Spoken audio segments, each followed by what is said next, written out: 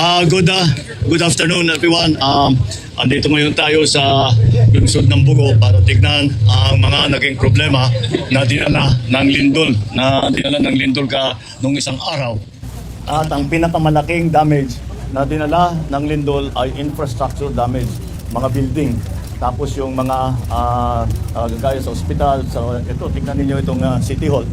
Ganyan talagang naging effect. Kaya nahirapan kami ng kaunti dahil wala kaming pagpupuntahan, wala kaming paglalagyan ng mga na-displaced na pamilya dahil hindi tayo nakakasiguro sa mga evacuation center. Kaya ang pinag-usapan namin, ang desisyon namin, ang gagawin natin, kukuha tayo ng mga tent na malalaki at itatayo natin, kagaya ng sinabi ko sa ating mga LGU executives. Ito yung mga tent ng Red Cross na ginamit ng COVID.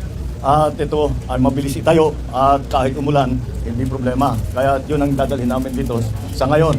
And we will then, doon sa kung saan nilalagay yung gagawa ng tent city, kung tawagin, ay lalagyan din natin ng siyempre lahat ng facilities. Titiyakin natin na may food supply, may water supply, may kuryente, kung kailangan mag-genset, kung anuman ang pangangailangan ng tao, ay titiyakin natin na meron.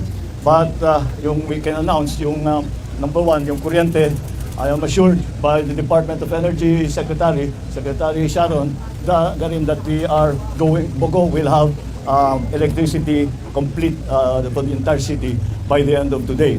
Bukod pa doon, yung dinaanan naming ospital na nasa labas pa lahat ng pasyente, ang DPWH nakapagpadala na ng mga engineer, tinignan yung ospital at ngayon clear na nila, safe na yung ospital, pwedeng ibalik sa loob ang mga pasyente na.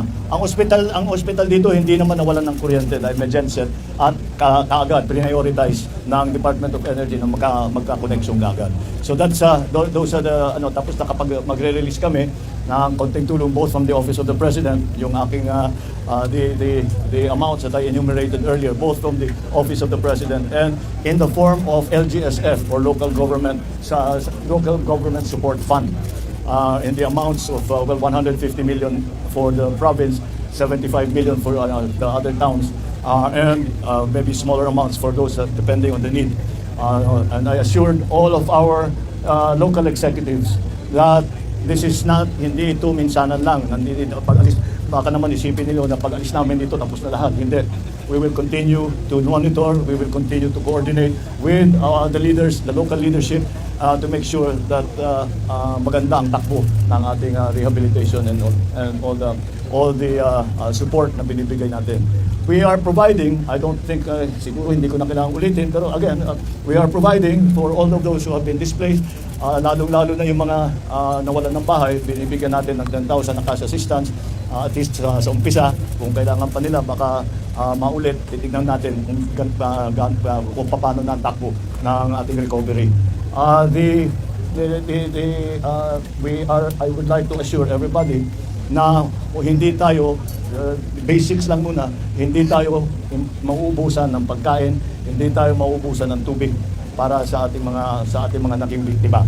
Minamadali na lang natin ang kanilang magiging kung saan sila para naman may masilungan sila dito, hindi sila dahil marami, tama rin naman, natatakot na bumalik sa building. So mas gusto nila dito sila sa labas. So yun ang susundan natin. Yun ang kanilang kagustuhan, yun ang ating susundan. So that's why ang proposal is the tent city. So this ongoing recovery program will continue until we are satisfied na lahat ng naapektuhan ay nabigyan na ng basta may kinakain na, may tinutulugan na, may pinupunan na yung mga commercial enterprise ay tumatakbo na. That's the important part.